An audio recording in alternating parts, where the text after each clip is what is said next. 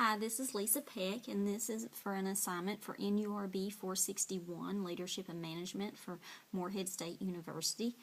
I have decided to review a book for our analysis assignment, and the book that I chosen is entitled The Last Lecture, and it is by Randy Pausch, who is a computer science professor at Carnegie Mellon University, and by Jeffrey Zaslow, who is a Wall Street Journal editor. The book is dictated from Randy Pausch's point of view, and he, as I said, he was a computer science professor. He had gotten married later on in life because he could never find his true love. He was kind of the bachelor. He had all the fast cars. He was living his dream. He was a Disney Imagineer. He was a virtual reality specialist. So basically what it is he developed, like in the IMAX theaters and stuff, whenever you put on the glasses and you come floating around and doing everything, he was the guy that was in behind developing some of that. So basically he had it all. He had his 3 children, all was under the age of 5. He had his wife Jay, who he had met at a conference. And all this changed in the summer of 2006 whenever he was having some abdominal pain. Did a CT scan to see, they thought maybe it was just hepatitis. They'd seen some places and stuff, but it turned out that it wasn't. Hepatitis would have probably been what they wish they would have found, but instead they found pancreatic cancer. Him being a smart guy knew what this meant. He knew that the mortality rate, that 50% of the people die in 6 months and 95% of people die within 5 years. But whenever he went to go see a surgeon and stuff, he had a positive attitude. He told the surgeon that he expected to be on his brochure in 10 years as being the guy that lived through all this. So he put himself out there, did all the treatments, did everything. Found out that he was a candidate for a surgery called the Whipple operation. And what they did with this was they went in, they removed the tumor, his gallbladder, a third of his pancreas, a third of his stomach, and several feet of his intestines. Once he got recovered from that in Pittsburgh, he then was flown to Houston to a cancer center. Now, mind you, this guy he had more money than the most common people, so he was flying around. He was having the best care that he could possibly get. There he spent for the next 2 months of receiving chemo and then daily radiation treatments to his abdomen. He got to come home in January of 2007, back to his kids and everything. Returned back to Pittsburgh. The CT scan was negative, didn't show any cancer. He was going back to work because he was a workaholic. He wanted to get everything done. And he knew that he'd beat it. He knew he'd beat it. So in August, he was supposed to return to Houston for a follow-up checkup. He did. Was feeling fine, didn't have anything. Him and his wife had went. They'd kind of got a little mini vacation from it. The nurse had came in to check him and stuff, and she was using the computer to bring up his information. Well, she left the computer on and left the room. So whenever she stepped out of the room, Randy goes over to the computer and starts accessing his stuff, and Jay tells him, "You can't do that, stop it." And he says, "Yes, I can." He says, "It's my records." So then he's looking at his lab values and stuff, and he sees the tumor marker, and it's extremely high, so he knows that it's metastasized. Then he gets in on a CT scan, and he starts counting the tumor, and he counts 10 new tumors that are now there. So his wife just breaks down. The doctor comes in. He looks at them both. He sees on the computer screen they've pulled up their information. There's nothing he can do about that.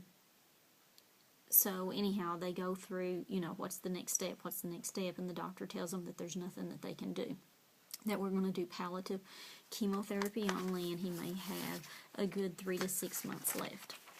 So before he had found this out, he was scheduled to do a speech at Carnegie Mellon, and it's a series that professors do, and it's called The Last Lecture.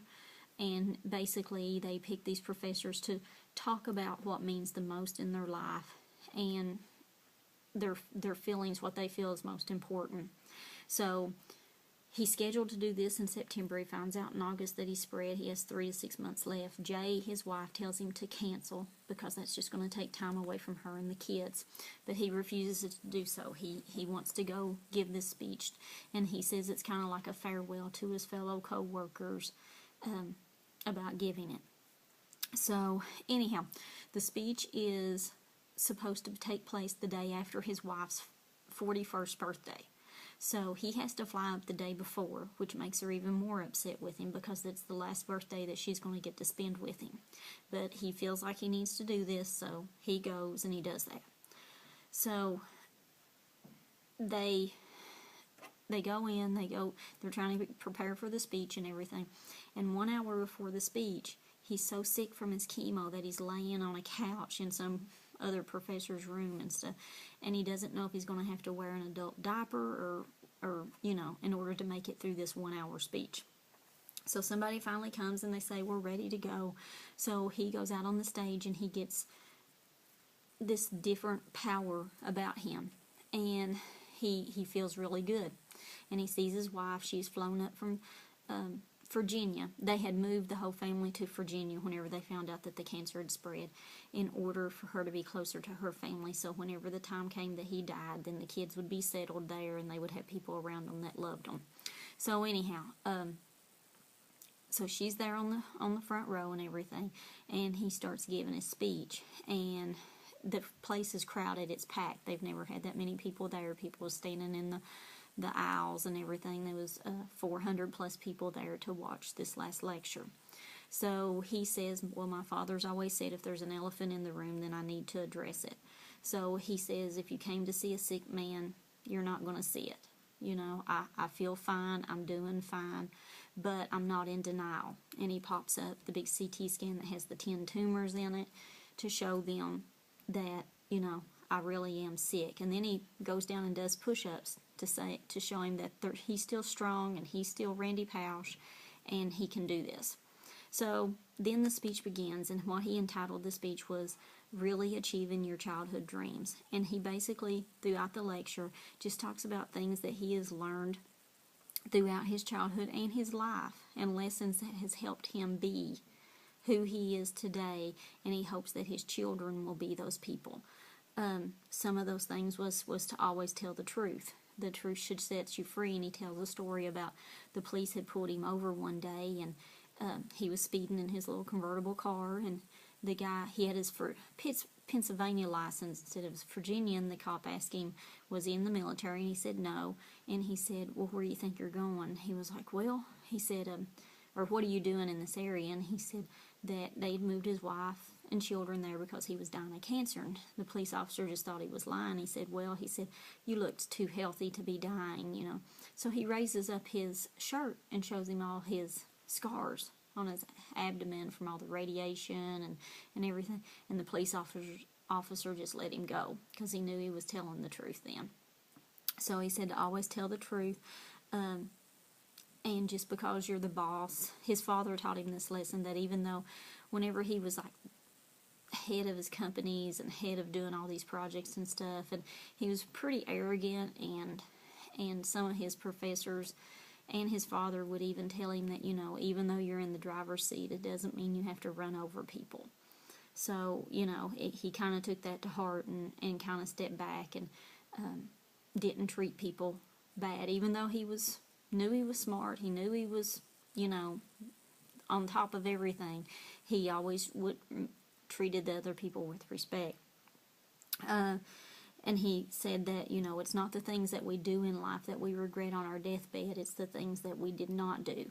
So he always wants to try to, include his kids in any involvement that he's done. He looks back and takes a step back and looks at what he does with his kids. And each night, one of the things that he did was always ask them what was the best part about their day and what was the worst part.